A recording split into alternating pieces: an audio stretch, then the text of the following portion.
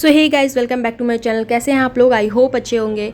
जैसा कि आप लोग को पता है कि मैं यूजीसी नेट पेपर 1 की जितने भी प्रीवियस ईयर के क्वेश्चंस है 2017 से लेकर 2023 दिसंबर तक जितने भी पूछे गए क्वेश्चन है, मैं उन सब का डिफरेंट सेक्शन वाइज आप लोगों के प्रीवियस ईयर के क्वेश्चंस करवा रही हूँ और उसका मैं सीरीज़ लेकर आई हूँ। इससे रिलेटेड मैंने ऑलरेडी 5-6 वीडियोज़ अपलोड कर दिए हैं। अगर आप लोगों ने नहीं देखा है तो मेरे चैनल के प्लेलिस्ट में जाके आप वहाँ से देख सकते हैं।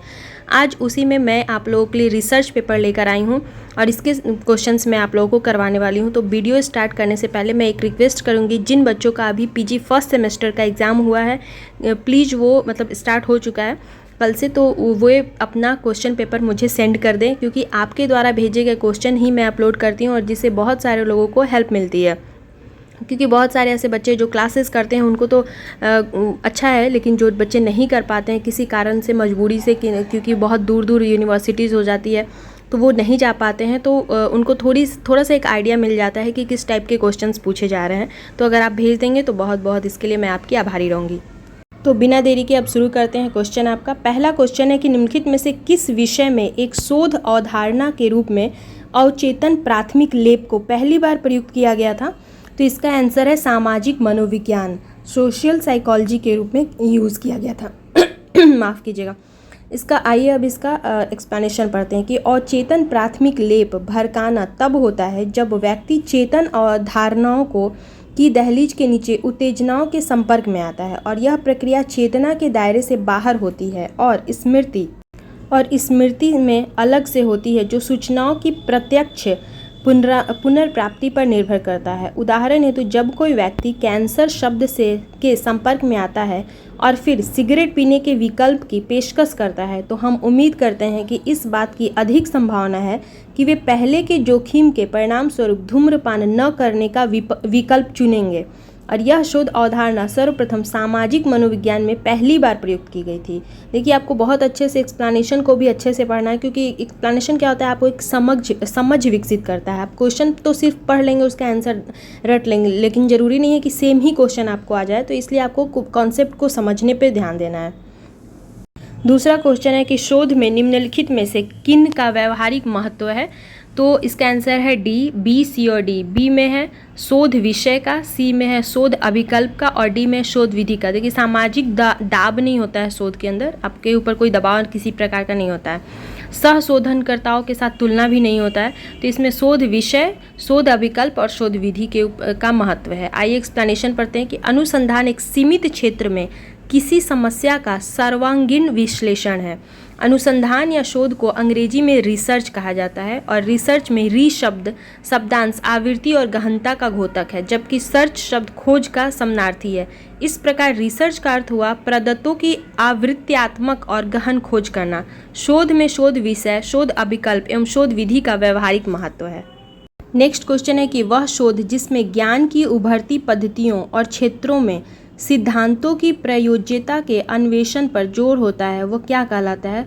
तो ये है द्वितीय स्तरीय शोध होता है। सेकेंडरी लेवल का जो शोध होता है, रिसर्च होता है, उसको कहते हैं द्वितीय स्तरीय शोध में ज्ञान की उभरती पद्धतियों और क्षेत्रों में सिद्धांतों की प्रयोज्यता के अन्वेषण पर बल होता है और यह एक प्रकार से किसी व्याप्त शोध के दायरे को बढ़ाने जैसा होता है। नेक्स्ट क्वेश्चन है, जब किसी अज्ञात क्षेत्र के संबंध में जानने और सूचना एकत्र करने के लिए शोध अध्ययन संचालित किया जाता है तो उसे निम्न में से किस रूप में जाना जाता है? तो इसको गवेषणात्मक शोध के रूप में जाना जाता है। देखिए, इसका थोड़ा हिंदी बहुत ज़्यादा शुद्ध है तो इतना मेरी भी समझ में नहीं आता है। इंग्लिश वाला रहता तो मैं आपको थोड़ा और अच्छे से समझा पाती। गवेषणात्मक शोध कहते हैं जब किसी अज्ञात क्षेत्र के संबंध में जानने और सूचना एकत्र करने के लिए शोध अध्ययन संचालित किया जाता है तो उसे गवेषणात्मक शोध के रूप में जाना जाता है। गवेषणात्मक शोध एक कार्य प्रणाली दृष्टिकोण है जिसका कार्य उन शोध प्रश्नों की जांच करना है जिनका पहले गहराई से अध्ययन नहीं किया गया, और गवेषणात्मक अनुसंधान प्रकृति में गुणात्मक होता है। नेक्स्ट क्वेश्चन है कि निम्नलिखित में से प्रकरण अध्ययन शोध की कौन सी विशेषताएं हैं? प्रकरण अध्ययन शोध की कौन सी विशेषताएं हैं?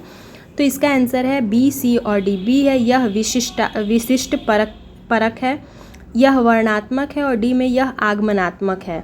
तो यह प्रयोगशाला में अनुरूपित होती है। तो देखिए कोई भी शोध जो रिसर्च हम लोग करते हैं तो ज़रूरी नहीं है कि वो प्रयोगशाला में ही हो।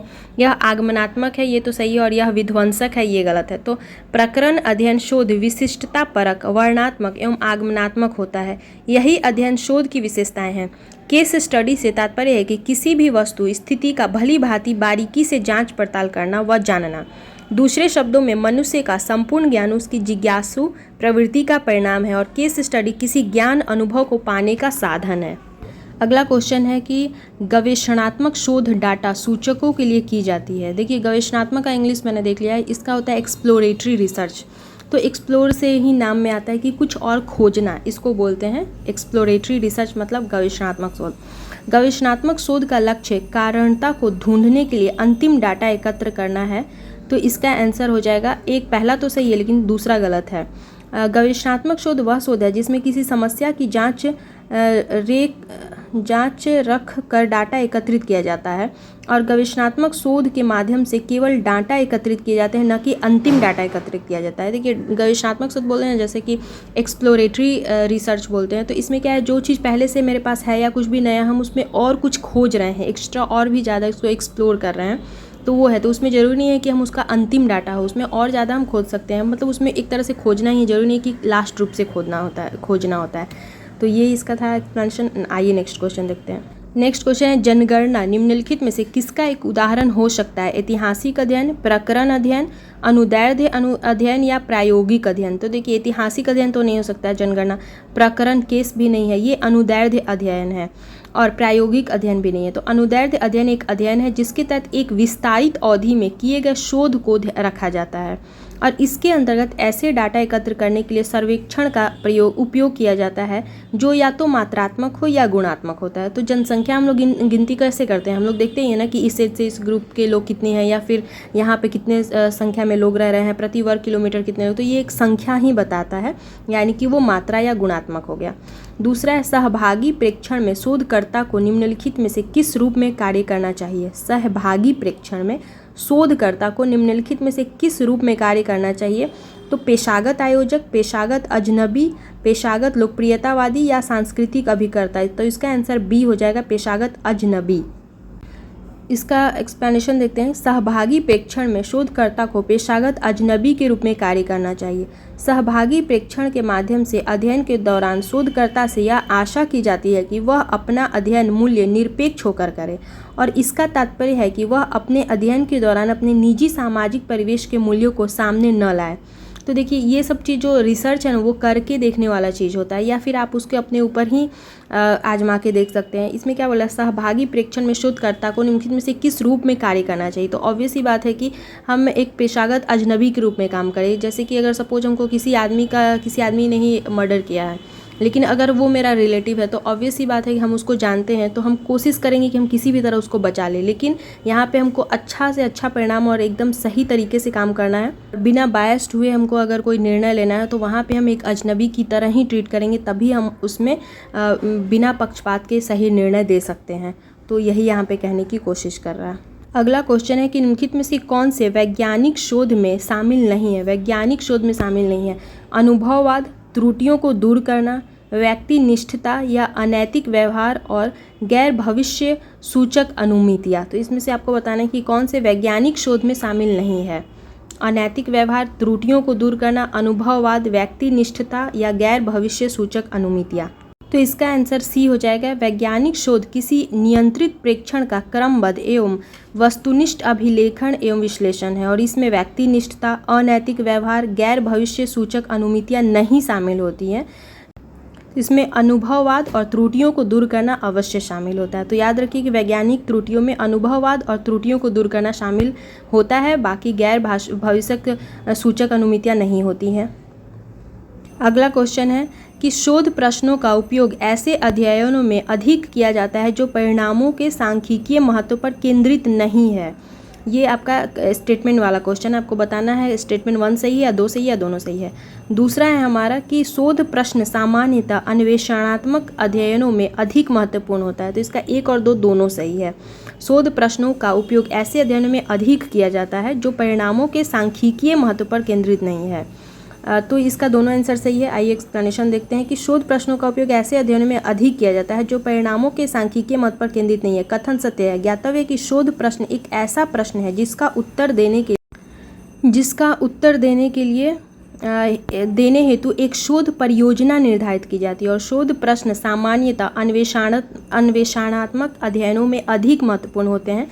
कथन सत्य है। शोध प्रश्न सामान्यतः अन्वेषणात्मक प्रकृति के होते हैं जिनसे अनुसंधान के समय नए नए तथ्यों का अन्वेषण होता है। तो देखिए, हो सकता है आपको ये थोड़ी सी बोरिंग लग रही हो, लेकिन ये क्वेश्चन पूछा हुआ है इसलिए आपको पढ़ना ही पड़ेगा, क्योंकि क्वेश्चन आपके इसी टाइप के आएंगे। आपको मन लगाने वाला और आपके हिसाब से क्वेश्चन तो वहाँ नहीं पूछे गए एग्जाम में, तो इसलिए आपको पढ़ना पड़ेगा।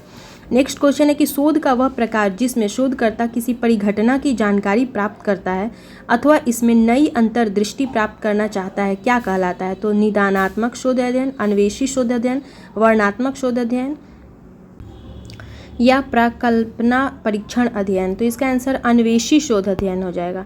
आइए एक्सप्लेनेशन देखते हैं कि अन्वेषी शोध अध्ययन शोध का वह प्रकार है जिसमें शोधकर्ता किसी परिघटना की जानकारी प्राप्त करता है अथवा इसमें नई अंतर्दृष्टि प्राप्त करना चाहता है। इस प्रकार के अनुसंधान का उद्देश्य अज्ञात तथ्यों की खोज करना है, अर्थात यह तथ्यों के बारे में नवीन अंतर्दृष्टि प्राप्त करने से संबंधित है ताकि वास्तविक समस्या का निर्धारण किया जा सके। नेक्स्ट है शोध में मध्य रेंज सिद्धांत किस में कार्य करता है? तो मध्य रेंज सिद्धांत किस में कार्य करता है? तो व्यापक क्षेत्र, सीमित क्षेत्र, सुनम्य क्षेत्र या प्रतिनिध्यात्मक क्षेत्र। तो इसमें सीमित क्षेत्र में काम करता है। एक्सप्लेनेशन पढ़ते हैं कि शोध में मध्य रेंज सिद्धांत सीमित क्षेत्र में कार्य करते हैं। वे नर्सिंग में सिद्धांत और व्यवहार के बीच के अंतर को समाप्त करते हैं और भव्य सिद्धांतों की तुलना में कम अमूर्त हैं। मध्य श्रेणी के सिद्धांतों को अक्सर अभ्यास सिद्धांतों के रूप में संदर्भित किया जाता है। जब एक ढांचे के रूप में उपयोग किया जाता है तो मध्य श्रेणी के सिद्धांत भव्य सिद्धांतों की तुलना में अवधारणाओं और उनके बीच संबंधों को एक संकीर्ण दायरे में चित्रित करने में सहायता करते हैं। अगला क्वेश्चन है कि निम्नलिखित कार्यकलाप सामाजिक शोध में प्रयोग करने से संबंधित है। आपको बताना है कौन उत्तर इसमें से कौन सा सही है। प्रायोगिक परिवेश का नियंत्रण, प्रायोगिक परीक्षण, पुनरीक्षण और परीक्षण और प्रतिभागियों के साथ परानुभूति और प्रतिभागी के अच्छे गुणों की सराहना करना या व्यवहारों के स्तरों को विनिर्दिष्ट करना। तो इसका आंसर डी हो जाएगा, ए, बी और ई। ए में प्रायोगिक परिवेश का नियंत्रण, बी में है प्रायोगिक परीक्षण, पुनर्परीक्षण और परीक्षण और ई में है व्यवहार के स्तरों को विनिर्दिष्ट करना। ये आपका सामाजिक शोध में प्रयोग किया जाता है। आइए इसका एक्सप्लेनेशन पढ़ते हैं। सामाजिक शोध नवीन तथ्यों की खोज, पुराने तथ्यों के सत्यापन, उनके क्रमबद्ध पारस्परिक संबंधों, कारणों की व्याख्या तथा उन्हें संचालित करने वाले प्राकृतिक नियमों को क्रमबद्ध रूप में समझना है। शोध के उद्देश्य क्या है? तो नवीन तथ्यों का पता लगाना अथवा पुराने तथ्यों की प्रामाणिकता की जांच एवं परीक्षण करना। दूसरा है उपयुक्त सैद्धांतिक संदर्भ में तथ्यों के क्रमों, अंतर संबंधों तथा कार्य कारण व्याख्याओं का विश्लेषण करना। और तीसरा है नवीन वैज्ञानिक यंत्रों, अवधारणाओं और सिद्धांतों का निर्माण करना। सामाजिक शोध की प्रकृति कैसी है? तो सामाजिक संबंधों, घटनाओं, तथ्यों एवं प्रक्रियाओं की व्याख्या। दूसरा है सामाजिक घटनाओं के विषय में नवीन तथ्यों की खोज करना और तीसरा है सामाजिक समस्याओं की प्रकृति एवं कारणों का अध्ययन करना। चौथा है प्राचीन तथ्यों का पुनर्परीक्षण एवं सुधार करना। तो ए, बी और ई सामाजिक शोध का प्रयोग करने में उपयोग किया जाता है। नेक्स्ट क्वेश्चन आइए देखते हैं। देखिए इसमें क्या था, आपको सूची 1 से सूची 2 में मिलाना था, तो मैंने क्वेश्चन हटा दिया, डायरेक्ट आपको इसका आंसर बता रही हूँ। गुणवत्ता परक शोध क्या होता है? तो निर्वचनात्मक होता है। परिमाणात्मक शोध क्या है? सांख्यिकीय विश्लेषण। और त्रिकोणीयता में बहुविधियों पर आधारित निष्कर्षों का अभिसरण होता है त्रिकोणीयता में। और पराविश्लेषण क्या होता है? तो फाइल ड्रॉअर प्रॉब्लम को पराविश्लेषण कहते हैं। तो आप इन सबको याद कर लीजिएगा क्योंकि ये आप लोगों के लिए बहुत ज़्यादा इंपॉर्टेंट है। नेक्स्ट क्वेश्चन है निम्नलिखित में से किसमें अधिकांशतया नृजाति वर्णन संबंधी शोध को आयोजित किया जाता है? नृजाति वर्णन संबंधी क्वेश्चन को 1 से 2 बार 4 बार पढ़िए जब तक आपको समझ में न आ जाए तब तक। नृजातीय वर्णन संबंधी शोध को आयोजित किया जाता है तो अनुरूपित वातावरण, स्वाभाविक वातावरण, केवल आभासी वातावरण या कृत्रिम वातावरण। सबसे पहले केवल वाला को तो एकदम हटा दीजिए क्योंकि केवल वाला कभी भी आंसर नहीं होता है। नेक्स्ट है इसका एक्सप्लेनेशन देखते हैं। आंसर है बी, आपका स्वाभाविक वातावरण है। तो स्वाभाविक वातावरण में अधिकांशतः नृजाति वर्णन संबंधी शोध को आयोजित किया जाता है। नृजाति विज्ञान अक्सर सामाजिक और व्यवहार विज्ञान में उपयोग किए जाने वाले डेटा एकत्र करने के लिए एक गुणात्मक विधि है और डेटा अवलोकन और साक्षात्कार के माध्यम से एकत्र किए जाते हैं, जिनका उपयोग समाज और व्यक्तियों में कार्य करने में तरीके के बारे में निष्कर्ष निकालने के लिए किया जाता है। तो ये इसका पूरा आंसर था। आंसर इसका बी होगा, स्वाभाविक वातावरण। नेक्स्ट है व्याख्या विरोधाभास पद सामान्यतः निम्न में से किसमें प्रयोग की जाती है? तो पर सांस्कृतिक शोध में किया जाता है। व्याख्या विरोधाभास पद सामान्यतः पर सांस्कृतिक शोध में किया जाता है। व्याख्या विरोधाभास पद सामान्यतः पर सांस्कृतिक शोध में प्रयोग की जाती है और यह कई संस्कृतियों में मानव मनोवैज्ञानिक प्रक्रियाओं और व्यवहार का व्यवस्थित अध्ययन है, जिसमें विभिन्न समाजों के बीच मूल्यों, प्रथाओं आदि में समानता और अंतर का अवलोकन शामिल होता है। अगला है वेब आधारित शोध के निम्नलिखित में से कौन से लाभ है? वेब आधारित शोध के लाभ क्या क्या हैं ये बताना है। यह शोधकर्ताओं के समय की बचत करता है। पहला, ऑब्वियसली बचत तो करता ही है। दूसरा है प्रतिभागियों के लिए वेब पूरे दिन खुला रहता है, ये भी सही है। तीसरा है आंकड़ा संग्रहण सटीक और स्वचालित होता है, ये भी सही है। और दूरस्थ प्रतिभागी मूल्यवान आंकड़े प्रदान करता है। दूरस्थ प्रतिभागी मूल्यवान आंकड़े प्रदान करता है, ये तो सही नहीं लग रहा है। और डिजिटल असमानता के आंकड़े प्रदान करता है, नहीं, जरूरी नहीं कि असमानता होता है, समान दिखाता है। तो इसका आंसर जो हो जाएगा आपका ए, बी और सी सही होगा। वेब आधारित शोध, जो हम लोग वेबसाइट पे जो हम लोग रिसर्च करते हैं उसके बारे में बात करिए यहाँ पे। तो वेब आधारित शोध शोधकर्ताओं के लिए समय की बचत बिल्कुल करता है, हम लोग घर बैठे शोध कर लेते हैं। यह प्रतिभागियों के पूरे दिन के लिए खुला रहता है, ऑब्वियसली इस पूरा दिन भर हम लोग जब चाहे तब नेट खोल लेते हैं। और इसमें आंकड़ा संग्रहण सटीक और स्वचालित होता है। तो ये इसका पूरा एक्सप्लेनेशन विथ आंसर था। और मुझे लगता है कि यहीं पे वीडियो को ख़त्म करना चाहिए, क्योंकि बहुत ज़्यादा वीडियो लंबा हो जाता है तो फिर पढ़ने में थोड़ा सा बोर होने लगता है आदमी। तो और अगर आप लोगों को ऐसे ही वीडियो चाहिए तो चैनल पे पहली बार अगर आए हैं तो चैनल को सब्सक्राइब कर दें। पुराने सब्सक्राइबर हैं तो प्लीज़ लाइक एंड कमेंट्स ज़रूर करें।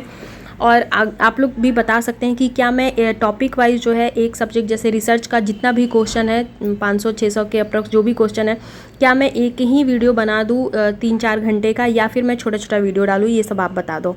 तो आई होप आप लोगों को वीडियो अच्छी लगी है। मिलते हैं नेक्स्ट वीडियो में। Till then bye bye.